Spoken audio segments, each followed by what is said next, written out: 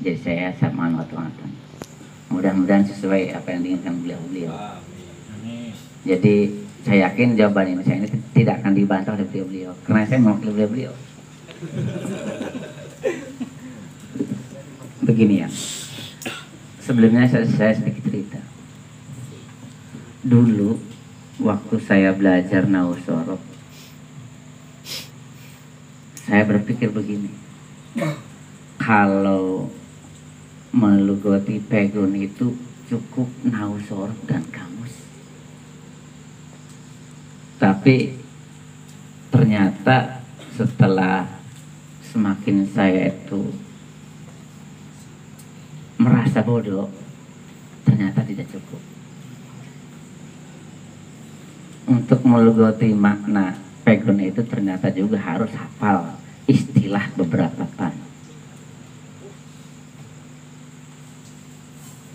Kalau tidak tahu istilah beberapa pan, ya tadi lazimah maknanya banyak, akhirnya dipilih satu, kata yang lainnya yang milih dewek.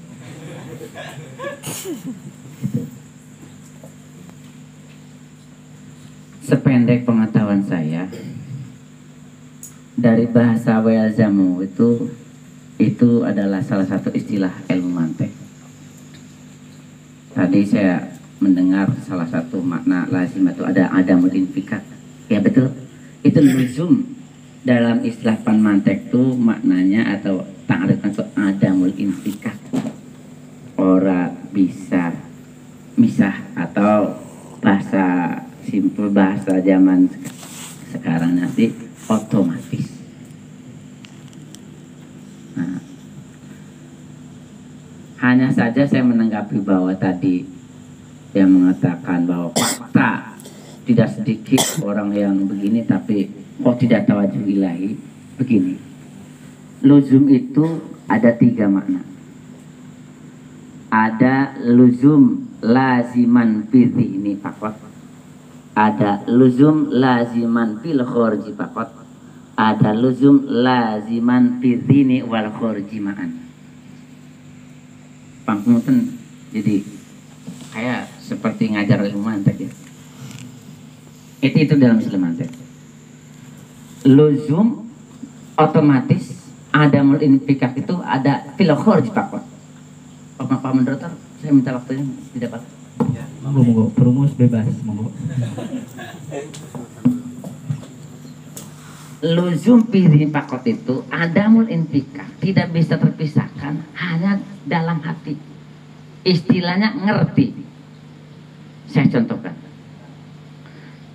Jika seorang itu mengerti, paham makna adamul basor, adamul basor itu tidak melihat, otomatis dia itu mengerti makna basor, makna melihat. Sebab tidak mungkin dia itu mengerti makna tidak melihat kalau jika dia tidak mengerti makna melihat itu sendiri. Itu lazim fihi ini fakot. Lazim fil khorji fakot, bahasanya bukti. Apabila bukti A, maka otomatis bukti B. Semacam contoh, burung gagak. Kita tuh semua tahu bahwa burung gagak tuh warnanya hitam. Burung gagak warnanya hitam.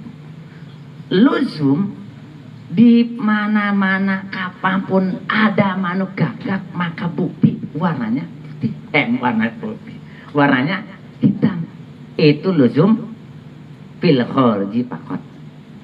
Ada luzum duanya, luzum fil khorij wa luzum fil rini. Seperti takrib insan. Insan itu mananya hayawanun natik. Cuman luzum, di saat kapanpun kita mengerti mana insan itu adalah hayawanatik, maka kita akan mengerti bahwa hak insan itu qabilul ilmi, bisa dididik. Itu loh, kalau kita mengerti mana insan itu hayawanatik, otomatis kita akan mengerti bahwa insan itu qabilul ilmi.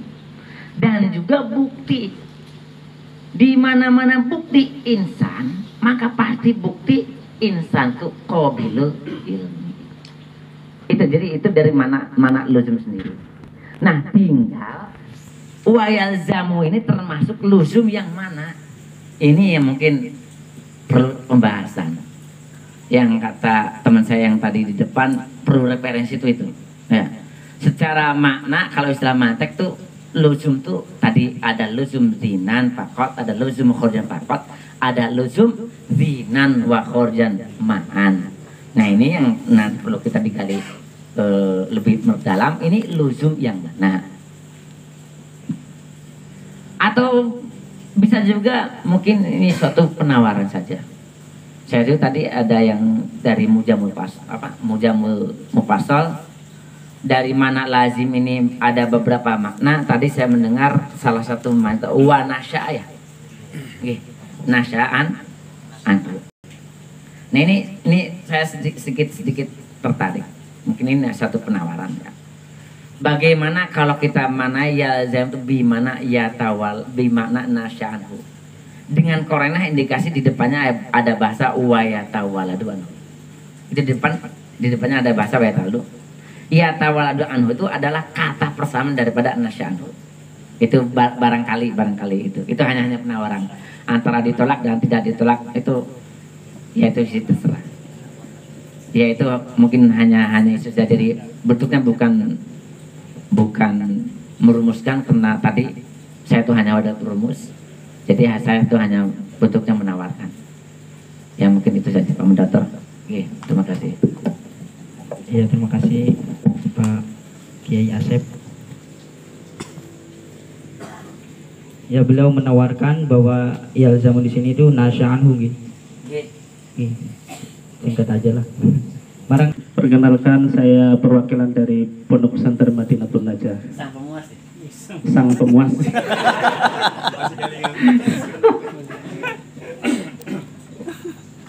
Wa yalzamuhu tawajjuhu ilaihi wal yaqinu bihi. Saya pribadi loh ini cuman ditawarkan barangkali pada mau gitu.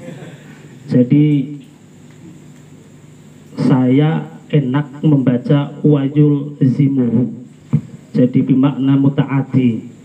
Jadi mewajibkan kepada orang apa atawajjuhu madhab ilaihi pada Allah. Wal yaqidu dan yakin bihi dengan Allah.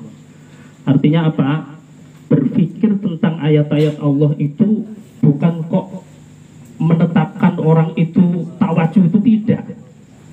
Ada kalanya orang yang berpikir tentang ayat-ayat Allah itu malah ngelantur. Contohnya ada cewek pakaiannya Sekwilda atau pakaiannya bupati.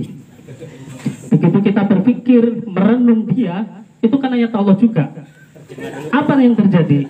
Bukan menetapkan kita ke tawajuh kepada Allah, tidak, tetapi malah justru kelantur. Makanya saya lebih senang jika dibaca wayul zimuhut tawajuh. Jadi berpikir tentang ayat-ayat Allah, tawajuh itu harus diwajibkan bagi orang tersebut yang berpikir tentang ayat Allah. Begitu.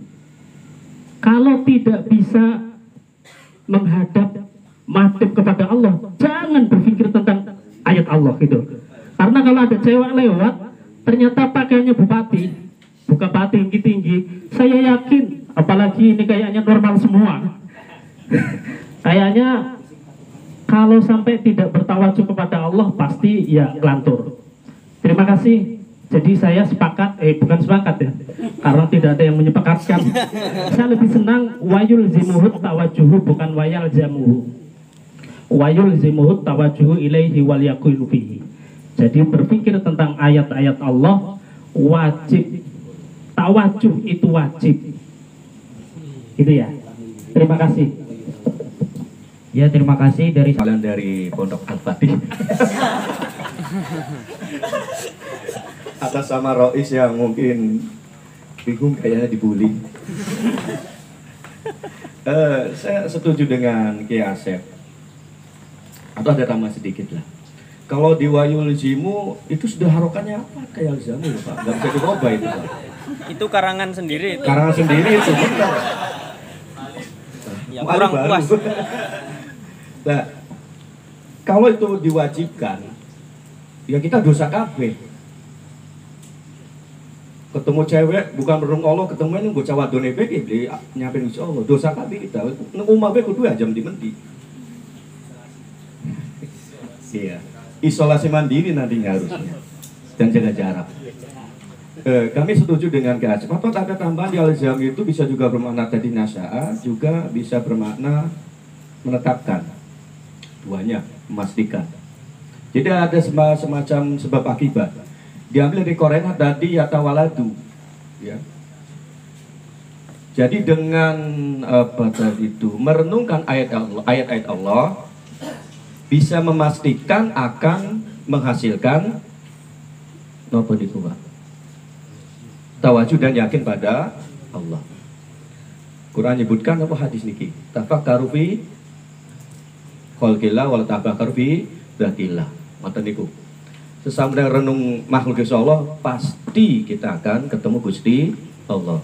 Cuma mau sing durung sampai gak berarti tekan mono bae, Pak. Ya. Ku duwe ndeleng bocah wadon ketemu Allah malah kesasar. Nah, ibaratnya kudu sekolah, anak batu ngejak PS-an, wis di PS-an deh, mending. Saya kira itu ya. Kula setuju kalian Ki Asep dan tadi saya kira dari Bunder apa? Kedung Bunder tadi bermakna nas'a gitu. Nas'a sholat, kula setuju. Mboten mangga dumateng lintune disemakan. Kiai Musaid.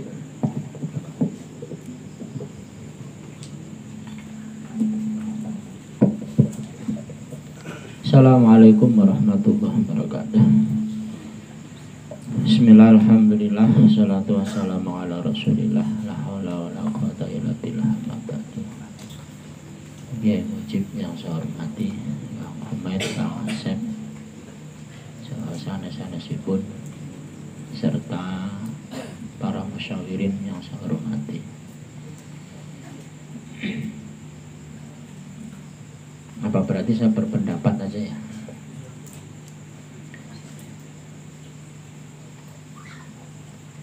Kalau saya melihat itu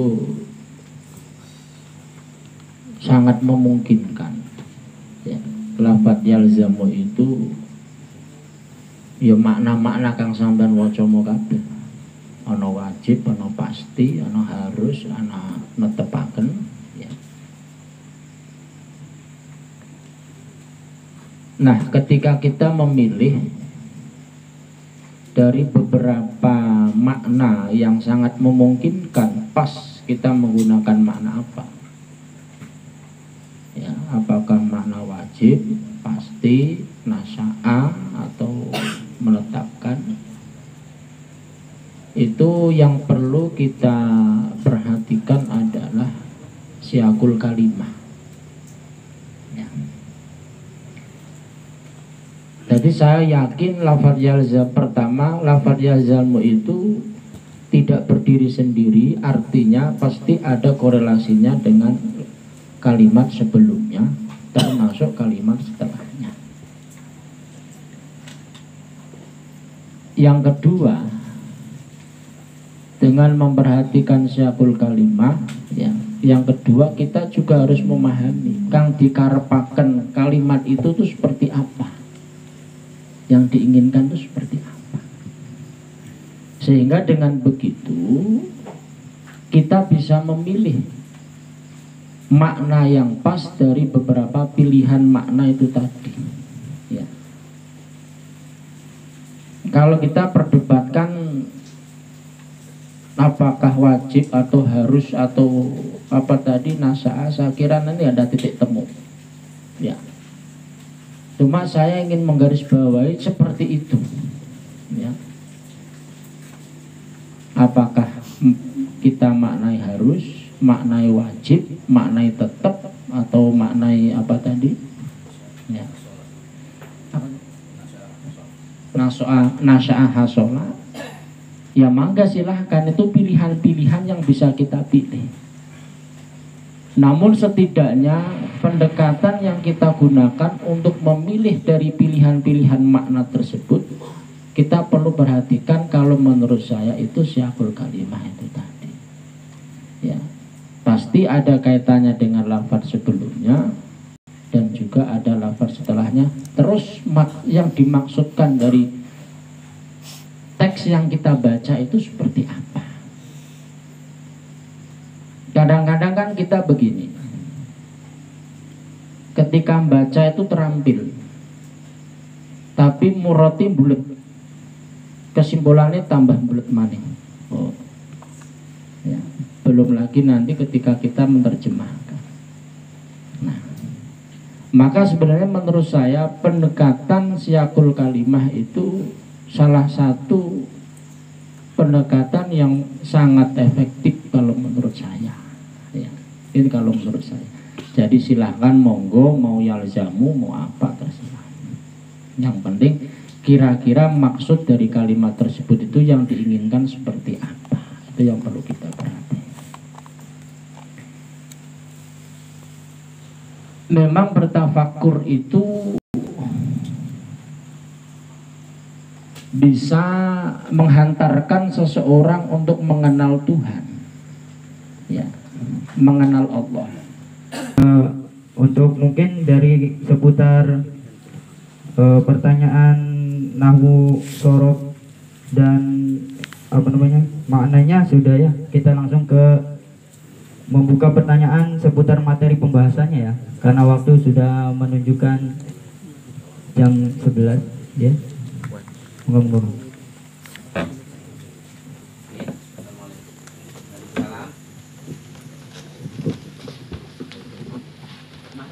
Masih. Nanti masuk jalan. Oke. Pun lagi pun deh.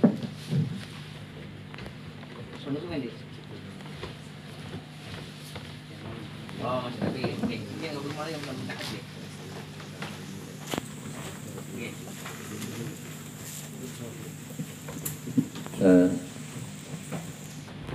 Pangapunten ya kepada yang itu laptop, saya minta dari awal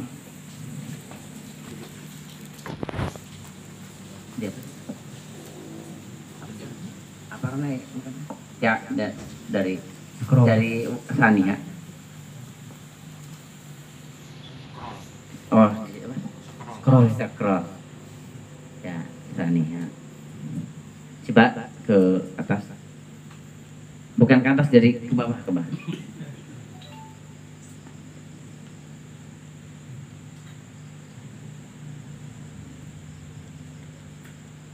Oke, pun cekap. Gini, pangapunten nggih.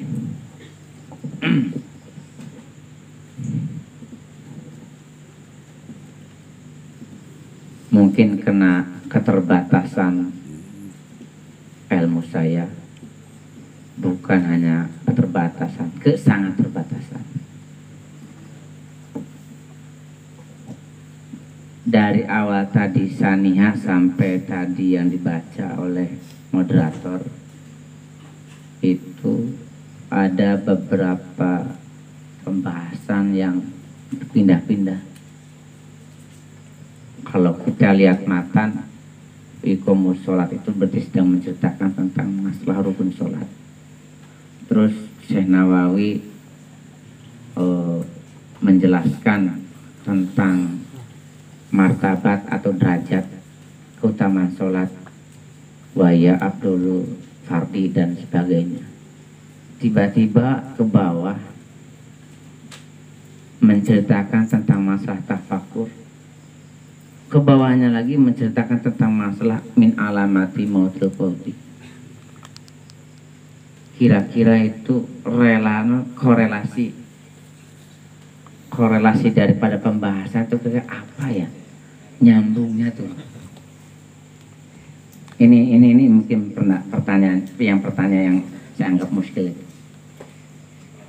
Kalau kita fokuskan kepada pembahasan masalah rukun Islam, di sini menceritakan tentang masalah sholat, harusnya cukup hanya menceritakan derajat sholat itu lebih utama daripada yang lain, bla bla, udah. Terus yang ketiga, di sini menceritakan tentang tafakur, menceritakan tentang min alamatil mautul qalbi. Ini korelasinya apa? munasabahnya tuh ini yang sampai saat ini saya tuh belum mendapatkan pencerahan. Barangkali para kiai di sini, bukan barangkali tapi saya memohon pencerahan daripada para kiai di sini. Ya itu saja mungkin pertanyaannya. Terima kasih.